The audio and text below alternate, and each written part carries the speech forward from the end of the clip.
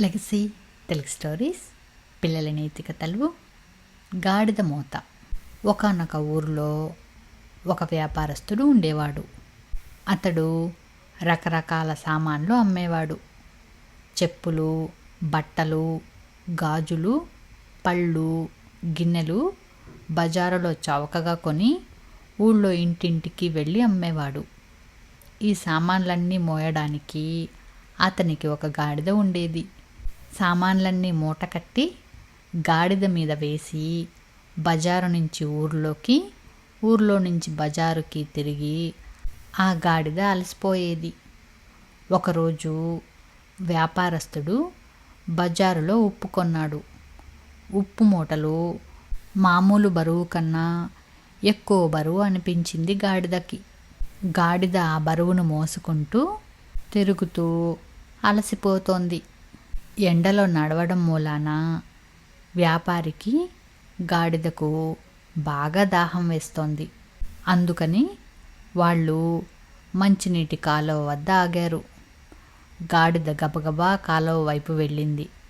ఇంత పెద్ద మూటతో వంగడం కష్టంగా అనిపించింది. వీలైనంత ముందరికి వంగి నీళ్లు తాగడానికి గాడిద ప్రయత్నించింది. దాంతో కాలు జారి నీళ్లలో ఉప్పు మూటతో సహా పడిపోయింది. మునిగిపోతానన్న భయంతో కాళ్ళు ఆడించడం మొదలుపెట్టింది.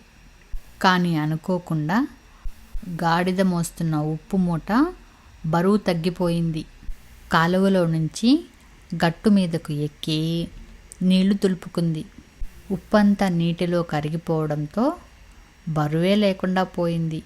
రోజు ఇలా కాలువలో పడితే బరువు పోతుంది అనుకుంది. మర్నాడు వ్యాపారి బట్టలు కొన్నాడు. ఆ బట్టలను గాడిద మీద వేసి ఊర్లోకి బయలుదేరాడు. నిన్న ఉప్పుతో నష్టమైంది, ఈరోజైనా మంచి లాభం సంపాదించాలి అనుకుంటూ వ్యాపారి మామూలుగా కొనే సరుకు కన్నా ఎక్కువ సరుకు కొన్నాడు. మళ్ళీ గాడిద మీద ఎక్కువ బరువు వేశాడు. గాడిదకి మళ్ళీ కాళ్ళు, వీపు నొప్పి పెట్టడం మొదలుపెట్టింది. దారిలో కాలువ దగ్గరికి వస్తోంది. గబగబా వెళ్ళి మళ్ళీ నీళ్లు తాగుతున్నట్లు నటించి నీళ్లలోకి దూకేసింది.